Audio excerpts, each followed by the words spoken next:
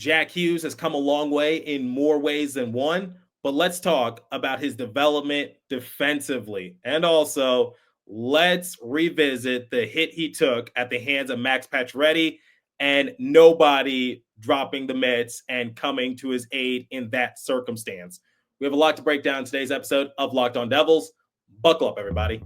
You're Locked On Devils, your daily podcast on the New Jersey Devils. Part of the Locked On Podcast Network, your team every day. Hi, this is Bryce Salvador, and you're Locked On Devils with Trey Matthews. Scores! Oh, Stevens stepped up, nailed him. Brodor's got the puck. What a shot. The Devils win the Stanley Cup.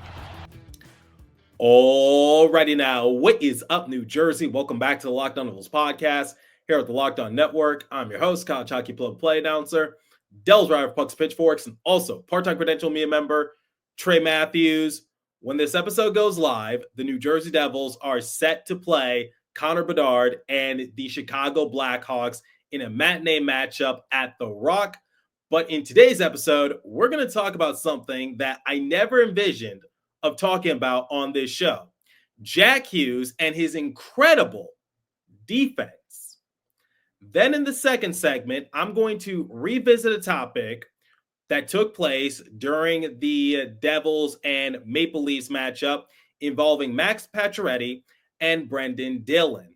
And then in the third and final segment, strange but true, when Curtis MacDermid plays, the Devils have a winning record. Is Curtis MacDermid better than what we think? Spoiler alert, that segment is going to be rather short, but I still wanted to talk about it because, once again, it's a strange but true fact. All right, let's talk about Jack Hughes and his defensive ability. As we all know, in the previous game against the LA Kings, Jack Hughes helped Brett Pesce net his first career goal as a Devil, but it wasn't at even strength. It was on the PK. So Brett Pesce's first goal as a Devil came via a shorthanded goal. And I discussed it in the previous post-game recap episode, but I want to talk more about it because Jack Hughes getting some decent playing time on the PK. That means Sheldon Keefe is seeing something in him from a defensive standpoint that I don't think a lot of people envisioned at the start of the season, myself included. Sheldon Keefe was asked about this post-game, and here's what he had to say. Take a listen. Jack's development in terms of the defensive side of the ice, obviously on the penalty kill. Just your thoughts on how he's developing. Jack's he's a very smart player, and he's got great stick. He's got great instincts. I've come from a place where Mitch Marner has developed himself to being a top defensive player. I think they've got some similarities in terms of how they read the play and how they jump to space and how they take the puck off you. Ryan McGill believes in him, and with the effort and the commitment that Jack has shown away from the puck at 5-on-5. It gives you reason to believe in them. So we've taken it sort of at baby steps and used them a little bit more against Toronto. More so, they're going with 5 forwards there and just kind of back them off a little bit more. But I wouldn't do that if you don't trust Jack and give him that chance. And again here tonight, whether it's shorthanded or the goaltender out, he was just playing really well, and you want to trust him, and I want to see him grow. I want to see him grow in that area. He's not going to grow unless I give him the opportunity. So it's partially he's earned it, and partially that I want to just throw him out there and have him grow through the experience. And second, Tatar was a healthy scratch, and just if so, what was the rationale? Just wanted to get MacDermid in. Just touching on Jack, is it a goal of his to become a regular on the kill? I think it's a goal of Jack to be the best player he can possibly be, and he has the skill set, he has the skill set to play and do whatever the game requires. When it's time to defend, Jack can defend. He's got, like I said, great instincts. He's got a great stick. His ability to win puck battles and come in at the appropriate angle and the timing is great. Just it takes work, it takes commitment, it takes stopping on the puck, it takes battling, it takes competing when you're tired. Like all of these kind of things has to be important to you. And I think it's been important not only to him, but the rest of our team. And I know we haven't scored as much as we'd like here in the last little bit, but the major priority when I was coming here is to get this team to defend. And we're really starting to figure that out, and it's been exciting. And we'll continue to work at creating more chances and get more pucks to fall our way. But we've got a real opportunity to compete in every game when we defend the way we have. Okay, I'm going to break down that soundbite into 3 different parts. The first thing I want to focus on is that he made a comparison to one of his former players that he coached, Mitch Marner. And Keefe talked about the development he saw in Marner from a defensive standpoint. And Jack Hughes, he's a great offensive player. But when we think about Jack Hughes, we don't think about his defensive capabilities. If I had to ask the average Devils fan to pick one thing they don't like about Jack Hughes, I think it would come down to 2 things. One, his injury history, because I'm sure a lot of people would like to see Jack Hughes more healthy, but that's a subject for a different episode. I think the other thing that people would complain about is that he has a tendency to turn the puck over. He's great when it comes to speed. And when he is connecting offensively, it is a sight to behold. But I'm sure some Devils fans get a little frustrated when he turns the puck over. Honestly, it's nothing to be concerned about on my end. I'm just saying, like, if you had to pick one thing you do not like about Jack Hughes, I think it would be one of those 2 things that I just mentioned. But going back to Mitch Marner, I find that comparison interesting because when Sheldon Keefe took over as head coach for the Devils, a lot of people were saying that there's some similarities between this Devils team and the Maple Leafs team because in Toronto, they got Austin Matthews, Mitch Marner, William Nylander, and John Tavares. That's your core 4. Out here in New Jersey, we have Jack Hughes, Nico Hischier, Jesper Bratt, Timo Meier. That's the Devils' core 4. They also love to play fast, similar to the Maple Leafs, and they're also a high-octane unit offensively. And the Devils' discourse was basically saying that Sheldon Keefe might see some similarities between the Devils and the Maple Leafs, and the fact that he made that comparison between Jack Hughes and Mitch Marner, I found that quite compelling, and I do agree with them. I love the development that Jack Hughes is taking in his overall game. I'll touch on that in a second. But the biggest thing that I want to take away from that soundbite is that Sheldon Keefe is building up the trust between him and Jack Hughes, and you need that with your star player. Last season, we saw Lindy Ruff utilize Jesper Bratt a little bit more on the PK. And Jesper Bratt arguably was the Devils' best player last season.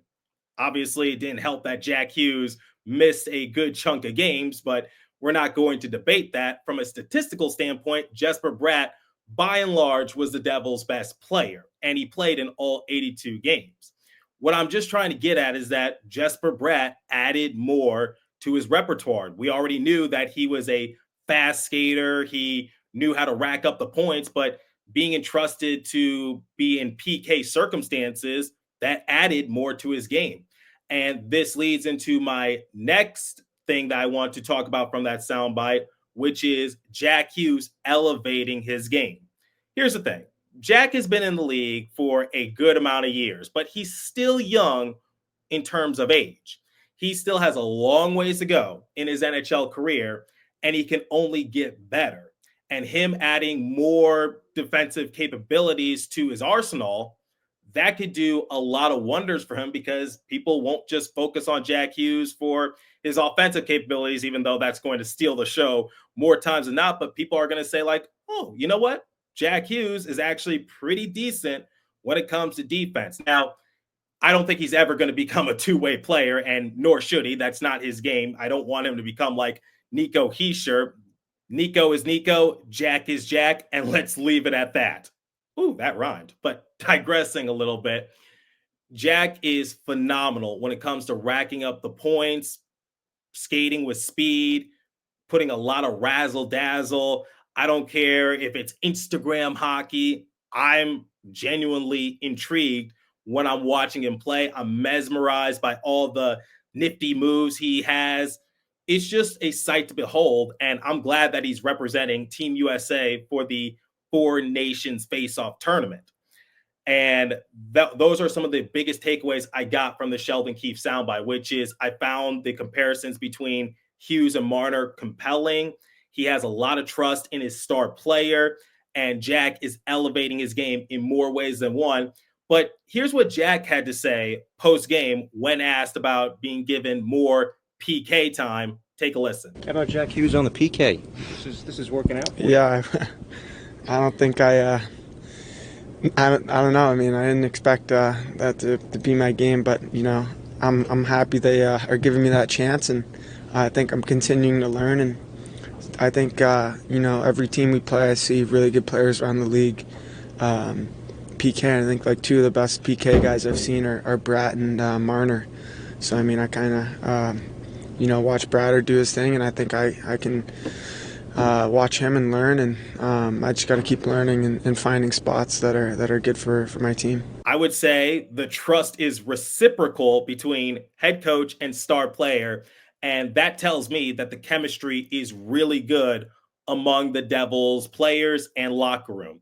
So I love to hear that from Jack Hughes. And similar to what Keefe said, Ryan McGill has a lot of trust in Jack Hughes, and giving him that sort of opportunity, it can boost his confidence, but at the same time, elevate his game. So I love that. And I'm glad that more people are talking about it. And just these past few weeks, Jack Hughes has been solid defensively. I saw Bill Spalding talk about it on social media. And after the previous game against the LA Kings, especially getting that shorthanded assist, I think Jack Hughes is putting it on a much larger scale. So I'm glad that Jack Hughes is adding more to his game, and it just makes him all that more dangerous, and you can use him in all sort of circumstances. And that is vital, especially come playoff time, because you definitely don't want to become a one-dimensional player. I would say Jack is already a star in this league, but I think he could become a superstar and contend for the Hart Trophy at some point. But feels like we've had that discussion many times in the past. But anyway, Jack Hughes, fantastic player. And I'm glad that Sheldon Keefe and Ryan McGill have that sort of trust in him to give him more defensive opportunities. All right. Speaking of Jack Hughes, we're going to talk about a hit he took at the hands of Max Pacioretty momentarily. But before we continue, let me tell you guys about Prize Picks. Prize Picks is the best place to get real money sports action with over 10 million members and billions of dollars in awarded winnings. Prize Picks has made daily fantasy sports accessible to all. You can pick more or less on at least 2 players for a shot to win up 1,000 times your cash. Run your game all season long on Prize Picks, America's #1 daily fantasy sports app. Make your holidays bigger and brighter with Prize Picks, the best place to get real money action while watching your favorite sports. You can now win up to 1,000 times your money on Prize Picks. Like I just said, Prize Picks now offers MasterCard for quick and easy deposits into your account this sports season. Join now because the holiday season, Prize Picks is giving away 2 free picks in December, and they're giving away $30+ million in rewards during Pickmas. Download the app today. Use the code LOCKEDONNHL to get $50 instantly after you play your first $5 lineup. Once again, download the app today. Use the code LOCKEDONNHL to get $50 instantly after you play your first $5 lineup. Prize Picks. Run your game. Okay, a few days ago, the Devils Discourse saw on X or Twitter Bill Spalding, play-by-play announcer for the Devils, and James Nichols, beat reporter for New Jersey Devils Hockey Now, have a bit of a disagreement on social media. Now, let me make something perfectly clear. There's no hard feelings between the two. It's not a fight. It's a disagreement. This is sort of a similar debate that you would have at your lunch table We all have respect for one another. There's no beef. I'm not here to add fuel to the fire. I saw it on social media, like all of you, and I was inspired to talk about it because I want to share my thoughts on the Max Pacioretty and Brenden Dillon situation. Now, if you need a refresher, the Devils were up 1-0 going into the end of the second period. Max Pacioretty, he had a big legal hit on Jack Hughes, and standing right there is Brenden Dillon, who's notoriously known for getting into a few fights here or there. And we know how the rest of the game went. The Devils sacrificed a shorthanded goal that tied the game, and then the game goes into overtime. Austin Matthews, he solidified it with a game-winning shot. He had been whiffing at a lot of other opportunities all night long, and finally the Devils' luck just ran out, and the Devils lost that game 2-1 in overtime. Now, JD Bunkus and Sam McKee from SportsNet 590, The Fan, on their platform discuss the situation. So I'm going to play that video and give you guys my initial thoughts to it. As I can remember a Leaf since like a FNUF hit. Like McCabe's had a few. This is as big a hit as I can remember a Leaf since like a FNUF hit. Like McCabe's had a few. Yeah, I was going to say. McCabe's had a few, but this is like Mike Pekka in 2002 kind of hit. Like this doesn't happen anymore.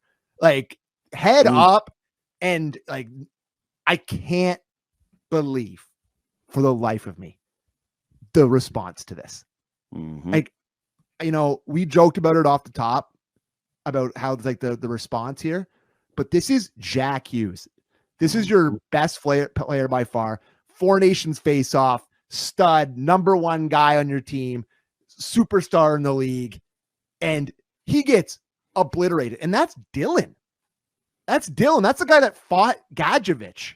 That couple, like, he's a tough guy, and he doesn't, like, no one, look at that. How did the flippers not immediately come off and jump him? Like, that's an insanely bad response from a team where you want to be like, it's just a coincidence. They're the same type of team, but how is it a coincidence? Marcus, or it's not, what's his name? Dillon. I forget his first name. There's a guy on my hockey team, Marcus Dillon. Shout out Marcus if you're but anyways, Brenden Dillon. Thank you. How do you not draw a parallel between Keefe and that? Okay. First and foremost, I do not agree with them. I talked about it in my respective post-game recap episode from a few days ago that the hit from Pacioretty, there was nothing egregious about it. No charge, no whatever you want to assess it. It was a clean, legal hit. It was aggressive, but it's hockey. It's a contact sport. So I don't agree with them in that sort of circumstance that hit was dirty and the Devils just basically let it happen. No, that's completely false. However, I will play devil's advocate and say this. Remember back in January when Brendan Smith laid a big legal hit on Connor Bedard, and as a result, Bedard had to miss some time due to a broken jaw, and throughout the course of the game, a few Blackhawks players wanted a piece of Brendan Smith, and all hell basically broke loose. Now, the reason why I don't think Brenden Dillon or anybody else wanted to teach Pacioretty a lesson in that sort of instance is because Jack Hughes didn't miss a shift. He wasn't injured. He wasn't hurt. He got up on his own willpower. He wasn't favoring any part of his body. So I think it was just like, no harm, no foul. Let's just continue. I will just say, like, I think there had to be some sort of retaliation because one of the things that I look back on is that Jack Hughes is injury prone. So I don't want him to re-aggravate something because we've seen Jack get roughed up a few times in the past and he misses some games as a result. I don't want history to repeat itself, especially since the Devils are in a good position. And it did not change the momentum of the game, just based on my perspective, because the Devils controlled the game in the third period. They just allowed a shorthanded goal. And I felt as though they created some good looks for themselves in overtime as well. Just Austin Matthews scored the first goal in overtime, and the first goal in overtime, that's the dagger, game over. So I don't think that really changed the momentum all that much. The Devils just ran into hot goaltending. Anthony Stolarz, I won't say he played the game of his life because he's been good all season long. He was just on one. Like, he was strong in between the pipes. So for me, it's not so much the momentum was a factor. It was just a matter of principle, which is I don't want to see Jack, the star player, get hurt again, potentially, because he was fine in this circumstance.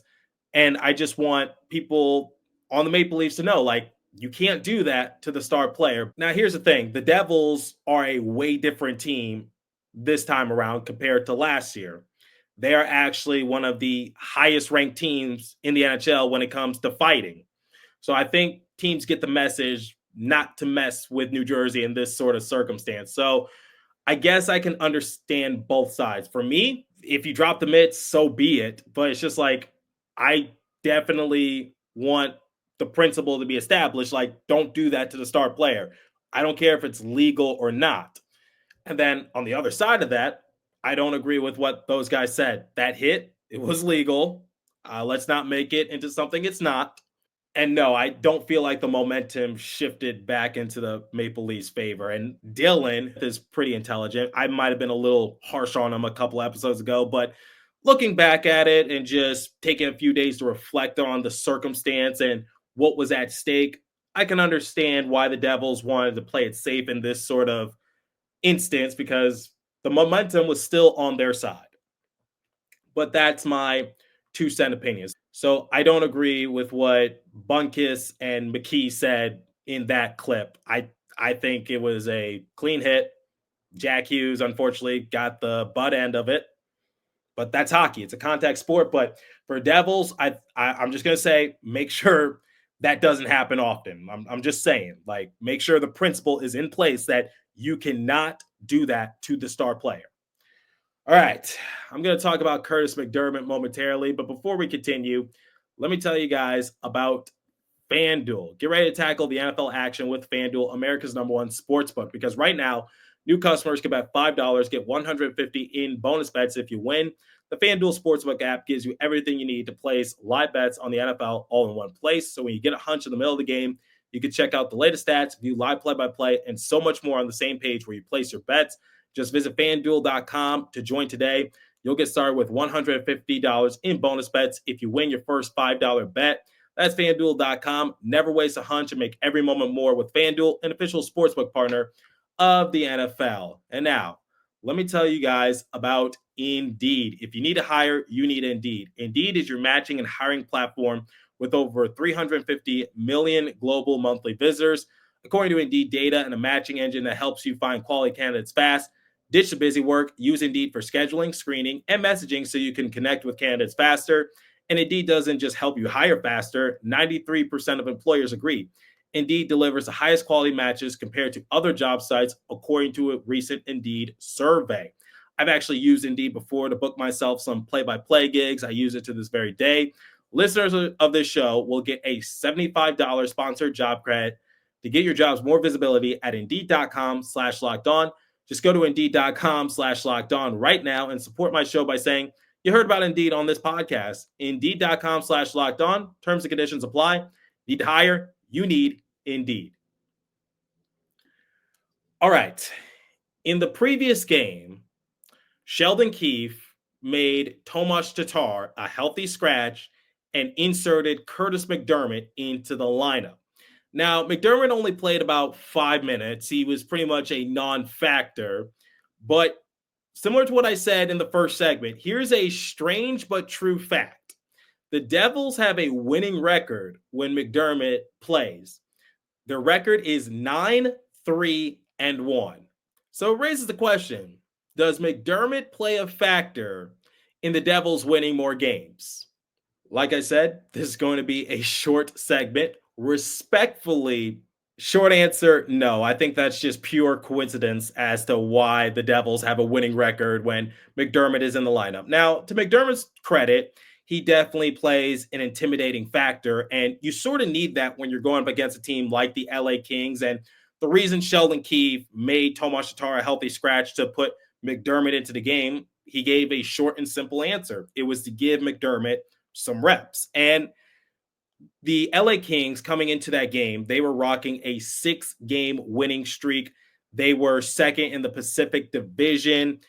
And it's hard to get anything going against the Kings. Now, going back to my previous segment, maybe there will be an instance in which the momentum is out of the Devils' hands. And when you have someone like MacDermid on your bench, you know he's not afraid to drop the mitts and go toe-to-toe with somebody. That's what I respect about MacDermid. And he sticks up for his teammates. He's a great guy in the locker room. He has championship experience being on the roster for the Colorado Avalanche a few years ago. But digressing a little bit, MacDermid plays that intimidating enforcer factor that really helps the Devils in more ways than one. Now, should he be signed to a 3-year deal? No. But I'm just saying, MacDermid, for better or for worse, if things get hairy, he's there to basically crowd control, if you would. So, no, I don't think he plays all that much of a factor on the ice as to why the Devils have a winning record when he's in the lineup. I think that's just pure coincidence. But just wanted to share that interesting stat and just be short and simple. MacDermid doesn't really play that much of a role, but he is an intimidator out there, and he's one of the reasons why I think a lot of teams are a little hesitant to go toe-to-toe with the Devils nowadays. It's not the same team from last year or the year before. But anyway, that's just my opinion. Let me know your guys' thoughts on Jack Hughes' development in terms of defense, the Max Pacioretty and Brenden Dillon situation, and Curtis MacDermid and the winning record the Devils have when he plays in a game. I'm curious to hear your thoughts. Leave a comment down below if you're watching on YouTube. If you're listening on podcast streaming service, hit me up on my personal X page app at TreyMatt4 or the show's X page app at Locked On Devils. As for today's episode, that's all time I have for you. Continue to stay safe. Have a wonderful day in New Jersey. Go Devils. I'll catch you guys next episode. Thanks for listening once again.